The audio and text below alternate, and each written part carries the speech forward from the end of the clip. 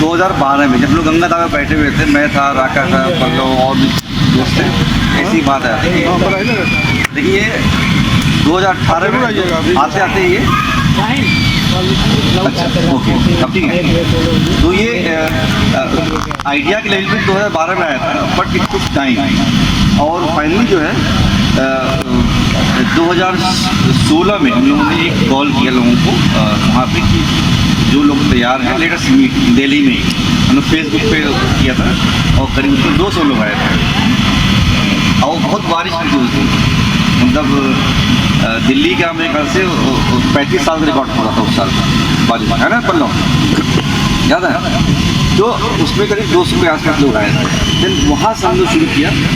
देखिए उसमें क्या हुआ कि दिल्ली गवर्नमेंट में दूसरी सरकार आ गई और दूसरी सरकार आ गई और उसमें लैंड पूलिंग पॉलिसी को लेकर काफ़ी जो है परेशानियाँ आने लगी। मतलब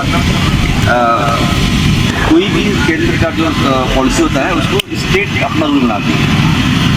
तो उस पर फिर हम लोगों ने एडवोकेसी किया और बाद में हम क्या बहुत सारे लोगों ने जो 2018 में दिल्ली ने लैंड पूलिंग रेगुलेशन लेके आई।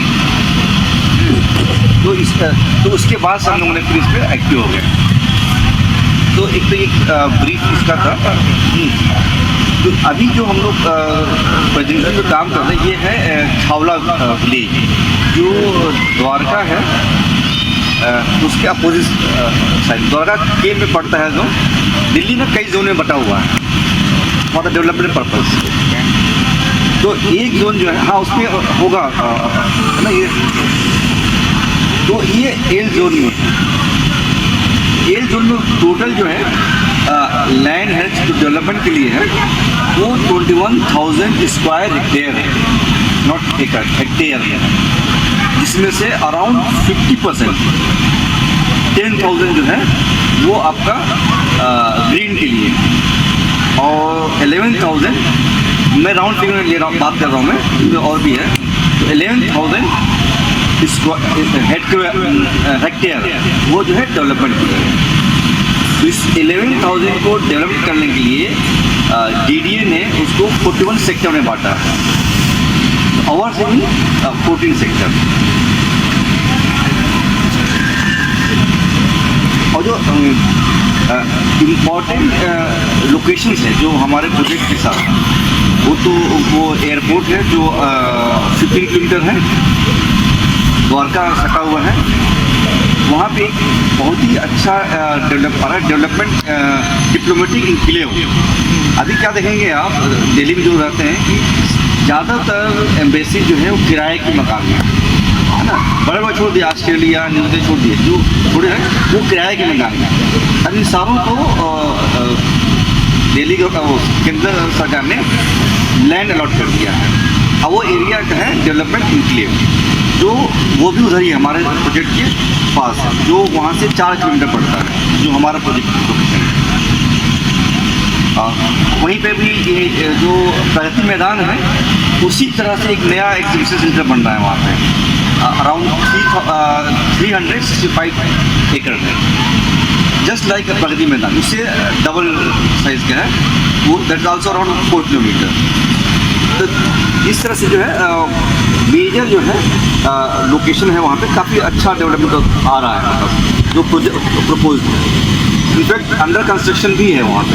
When we go you see all the lands are being developed, embassies बन रहे हैं, DDA का स्पोर्ट्स क्लब बन रहा है, गोल्फ कोर्स जो एशिया का लार्जेस्ट है वहाँ पर बनना है बिकॉज ऑफ डिप्लोमेटिक प्लेस, उसी के सटा हुआ एक is the largest golf course of Asia और साथ में DDA के स्पोर्ट्स। तो these are the important location around our projects है। तो वो सारे जो है 5 किलोमीटर के अंदर ही, कोई 4 किलोमीटर, कोई 3 किलोमीटर। सबसे दूर जो है एयरपोर्ट है वो 15 kilometre, which is also not very far. तो हम just share about the land pooling policy का है क्या चीज़। जो पुराने लोग हैं उनको तो पता होगा। अब जस्ट एक्सप्लेन कि कोई भी डेवलपमेंट दिल्ली में होगा वो होगा लैंड पूलिंग पॉलिसी के तहत। उसमें क्या होता है कि पहले क्या था कि डीडीए अक्वायर करती थी, now DDA will not acquire, the builder या groups of society they will buy the land and give to the DDA and DDA will give 40% of that land and in return 60%। लेकिन जो FIR होता है वो पूरा 100% का देगी। FIR में फ्लोर एरिया रेशियो, मतलब कितना घर बना सकते हो आप। जैसे मान लो 5 एकड़ में आप 200 फ्लैट बनाओगे, ठीक है, तो वो बजाय हॉरिजॉन्टल का वर्टिकल बनाओगे आप, वो अप साइड, तो आपको 5 एकड़ में 200 फ्लैट बनाओगे आप, लेकिन उसके लिए वो आप 3 एकड़ में बनाओगे आप। बाकी जमीन रोड बनाएगी, पुलिस स्टेशन बनेगा, स्पोर्ट्स कॉम्प्लेक्स बनेगा, ये रेलवे वो मेट्रो बनेगा, बस स्टैंड है, स्कूल से वो सारे जैसे द्वारका है ना उसमें एवरीथिंग, वो रोड भी बनेगा, तो वो सारा वो 40% जो लेगा वो सारे हम ही लोग को यूज़ में आएगा। इट्स नॉट दैट डीडीए अपने पास रहेगी।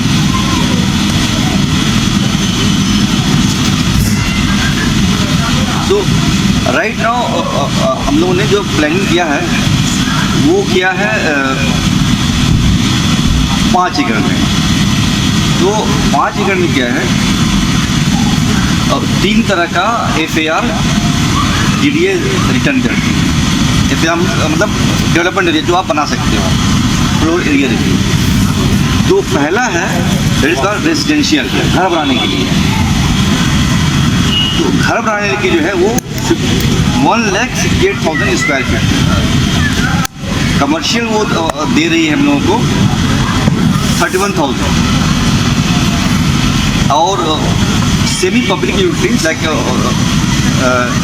कोई गेम के लिए, स्पोर्ट्स के लिए, इंडोर स्पेस, उसके लिए 14,000 square feet. What we plan, we will be selling this commercial space 31,000 square feet, और that will be return back to the member, क्योंकि वो हम भी खरीद सकते हैं, मेंबर्स कर सकते हैं, और बाहर लोग भी कर सकते हैं।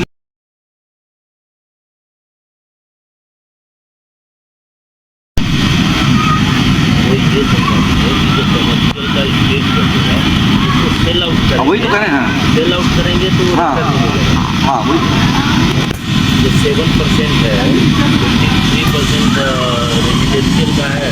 नहीं बता रहे जैसे वो रिटर्न। लेकिन आज के डेट में अगर सेल करते हैं तो कितना बता रहे हैं? 10,000 पर स्क्वायर फीट अभी रेट है कमर्शियल का। 3 BHK में रिटर्न कितना होगा? 24 लाख। 24 लाख। हाँ 67 में है, आज के रेट से आप घटाएंगे तो 24 आप घटाओगे। उस समय 40,95,000 दिया हुआ है।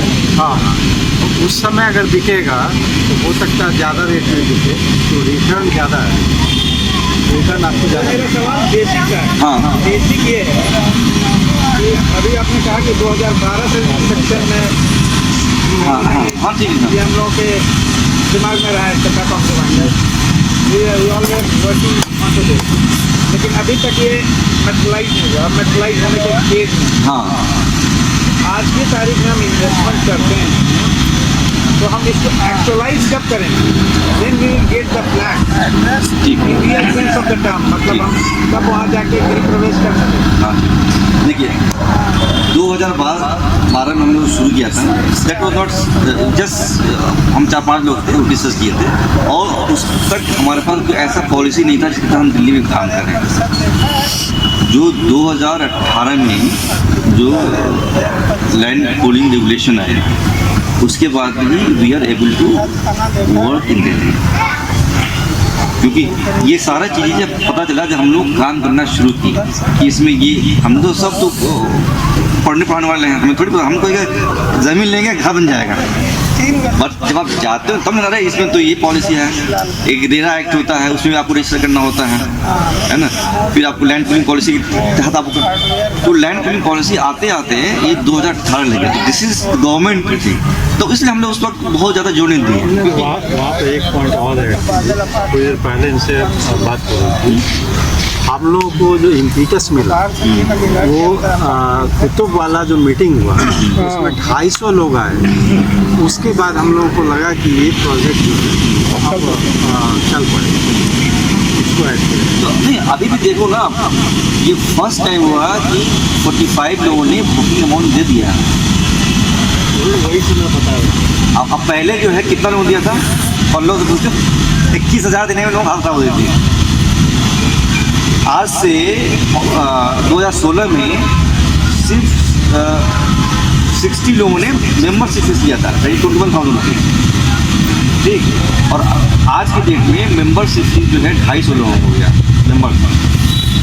और जो बुकिंग अमाउंट जो देने वाले लोग हैं उसमें जो है आपका कितना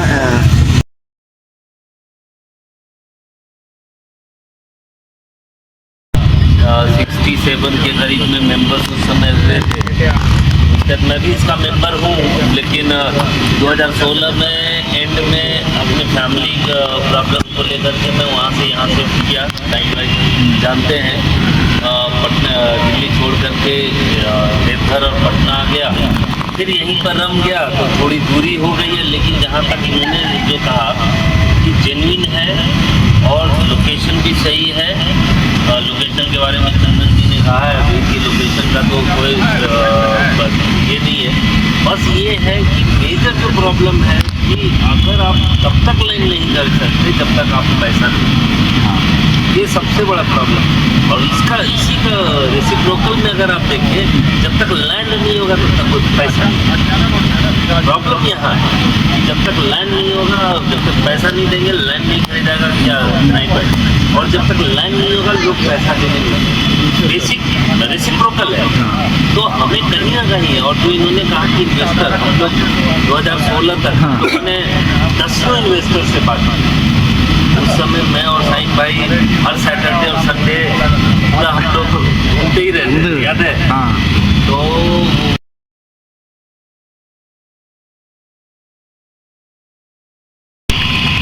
मेरा नाम रवि है, रवि मिलकर। मैं 2001 से 2005 बैच में था ट्रेनिंग सेंटर, और 2005 के बाद मैंने कॉर्पोरेट ज्वाइन कर लिया फिलिप्स मैक्सिको। वहाँ मैंने 10 से 12 साल कॉर्पोरेट में रहा, तो नौकरी से फिर वापस बिहार आ गया। और आते ही एजुकेशन से जुड़े एक स्कूल हमने खोला शेखपुरा में, जो अभी कार्यरत है। और उसके बाद ये हमारा ही दिल्ली दरबार है, जो पार्ट टाइम काम करते हैं यहाँ पे। और नेक्स्ट अभी मेडिकल से इन्वॉल्व हो गए हैं, और मेडिकल को भी आगे प्रोसीड करते हैं। Thank you.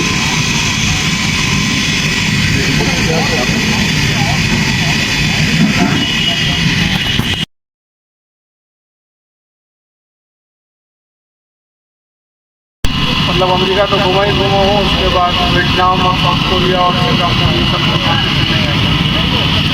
उसके बाद मैं फिर पढ़ाने लगा। पढ़ाने का भी मकसद ये था कि अभी मैंने VRS ले लिया है मई 2022। मैं मीडिया पढ़ाते पढ़ाते मुझे डिफेंस इंस्पेक्टर स्टडी पर, मैंने कहा ये थोड़ी अच्छी बात है, मैं तो फिर ऐसा ही मेरे लिए क्या वो सोच रहे थे कि ये तो मीडिया वाला बंदा है, ये ऐसा ही से क्या करेगा, मतलब डिफेंस क्या पढ़ाएगा। जब मैं पढ़ाने लगा तो फिर सब लोग वहाँ पर चुप हो गए, मुझे सही इसका कहा। तो अब अभी जो मेरी करंट प्रोसीजर है, मैं वहाँ पे एक IAS अकेडमी को हेड करता हूँ, I am the managing director. तो जो JNU का बैकग्राउंड था, सब लोग होंगे उसी दौड़ में, मैं भी उसी दौड़ में था। तो अब मैं उस ज़माने के एजुकेशन को अब कैच कर रहा हूँ, बच्चों को IAS की शिक्षा दे रहा हूँ।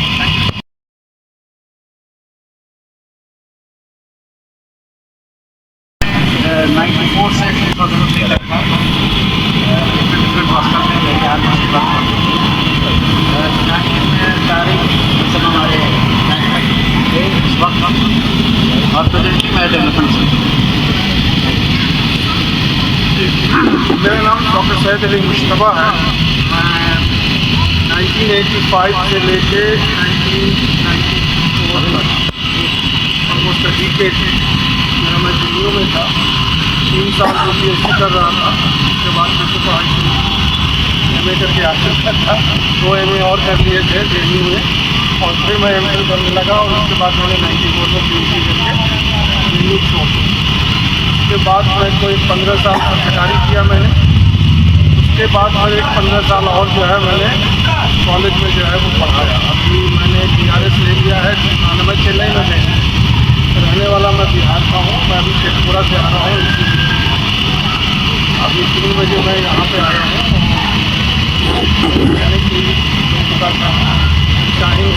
शाहीन का कि आप यहाँ आइए अगर आप काम करें। तो मैं यहाँ पे जो है वो 9 तारीख को आया हूँ। आज 12 है तो बहुत जल्दी हो गया था, तो आना था। तो मेरा सिलसिला ये है कि मैंने PhD जो है JNU में SIS से साउथ एशियन स्टडीज़ से किया। और उसके बाद मैंने आपको बताया कि मैं पत्रकार